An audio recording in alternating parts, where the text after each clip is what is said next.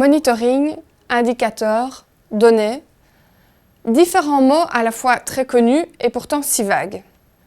Dans cette vidéo, nous allons tenter de vous familiariser avec ces trois concepts en nous intéressant à la définition d'un plan de monitoring dans le contexte des Smart Cities. Pour rappel, le monitoring peut être défini comme la collecte et l'analyse planifiée, continue et systémique de données sur des indicateurs pour mesurer l'avancée et la réalisation des objectifs d'une initiative.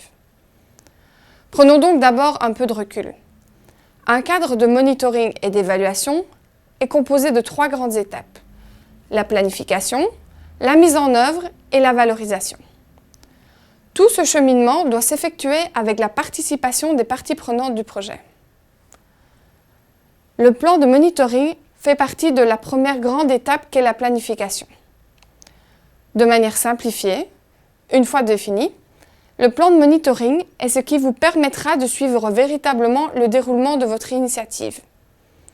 Il vous permettra notamment d'identifier de potentielles déviations du projet et de les ajuster en conséquence. Au Smart City Institute, nous favorisons la mesure de la performance dans une logique managériale.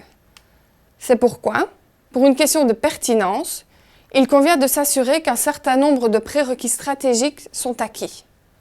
C'est-à-dire qu'il est important d'avoir initié une réflexion stratégique quant à la valeur ajoutée de la démarche Smart City au sein d'un territoire.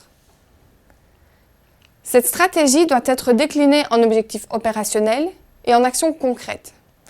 C'est sur base de ces objectifs et actions que sera développé le plan de monitoring. Pour plus d'informations sur la mise en place de ces prérequis stratégiques, je vous invite à consulter le tome 1 de nos guides pratiques.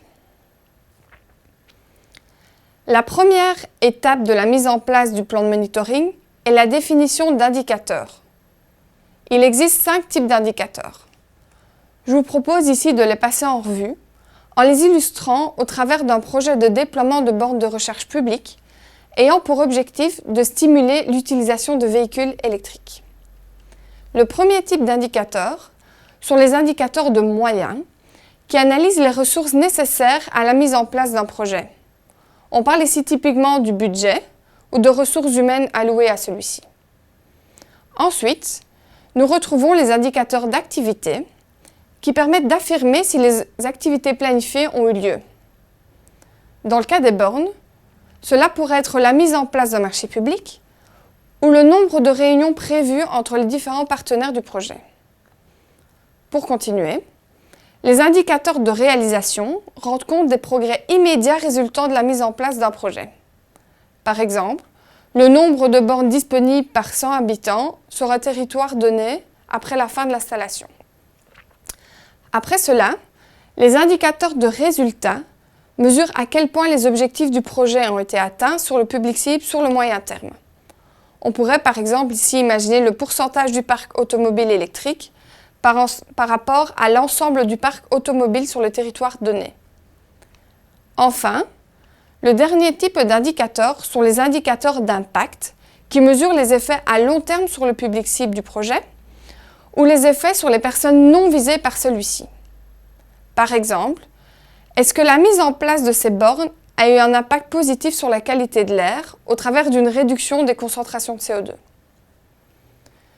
Une fois les indicateurs définis, la prochaine étape consiste en la définition d'une méthode de collecte de données. Celle-ci permettra en effet de quantifier les indicateurs. Les questions suivantes doivent ainsi être passées en revue. Pour commencer, quelles seront les sources de données utilisées et comment seront-elles récoltées? Les données peuvent être récoltées pour ce projet spécifiquement ou peuvent être extraites de récoltes de données dans le cadre d'autres projets. Dans le premier cas, on parlera de données primaires, dans le second cas, de données secondaires. Dans le cas de la récolte spécifique à ce projet, de nombreuses méthodes sont possibles. Cela peut se faire via des mesures directes, comme par exemple dans le cas des bornes, via l'extraction de données disponibles dans celles-ci, ou via des capteurs installés près des bornes. La récolte peut aussi se faire de manière qualitative via des entretiens avec les utilisateurs ou au travers d'un questionnaire à grande échelle. En parallèle, il convient de se questionner sur le coût et la difficulté liées à cette collecte en se demandant par exemple, dispose-t-on du budget et ou des ressources humaines pour récolter ces données? La récolte de ces données est-elle en phase avec le règlement général de la protection des données? Pour finir, il est aussi important de déterminer un agenda qui mentionne qui récoltera ces données et les analysera et à quelle fréquence. C'est seulement après la définition de la méthode de récolte de données que les indicateurs peuvent être précisés en objectifs SMART, c'est-à-dire des indicateurs spécifiques, rattachés à un objectif cible pouvant être quantifié, en accord avec la vision des parties prenantes, adaptés aux moyens à disposition et définis dans le temps. En effet, surtout dans le cas des indicateurs de réalisation de résultats et d'impact, la méthode de collecte doit être appliquée une première fois pour définir la situation actuelle et pouvoir fixer des objectifs réalisables. Par exemple, il est illusoire de définir un objectif de diminution de 20% des émissions de CO2 si on ne connaît pas le niveau actuel. Nous venons de passer en revue les étapes principales de la définition d'un plan de monitoring. Ce plan est seulement une petite étape d'un processus bien plus large qu'est le cadre de monitoring et d'évaluation. Pour plus d'informations, n'hésitez pas à consulter notre tome 5 de la collection des guides pratiques sur la thématique du monitoring et de l'évaluation dans le contexte des Smart Cities.